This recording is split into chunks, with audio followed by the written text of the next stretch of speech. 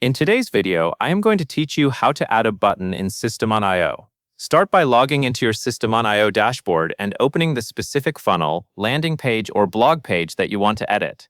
This makes sure you are working in the exact location where the button should appear. Once you are inside that page, click the Edit Page button, which is marked with the magic wand icon. This will open the drag and drop editor, where you can build and customize the page visually. When the editor loads, look over to the Elements panel on the left side of the screen. This panel contains all the building blocks you can place on your page. Scroll down until you find the Form section. Inside that section, you will see the button element.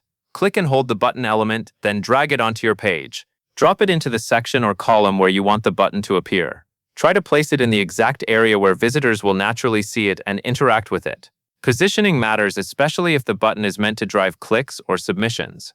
After the button has been added to the page, click directly on it. This will open its individual settings in the left-hand panel. From here, you can control both how the button works and how it looks. Find the drop-down menu labeled Action When Button Clicked.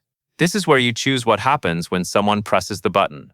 Depending on your goal, you can set it to send a form, open a URL, show a pop-up, or move the visitor to the next step URL. Make sure you choose the action that matches the purpose of your page so the button performs exactly as expected. Next, scroll down to the text field in the left panel. This is where you can change the label that appears on the button. Replace the default wording with something clear and action-focused, such as Get Started Now.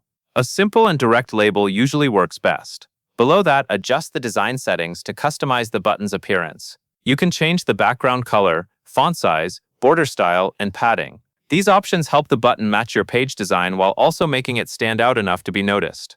Once everything looks the way you want, click the Save button in the top right corner of the screen. This will secure your changes and update the page with your new button. That covers everything you need to know.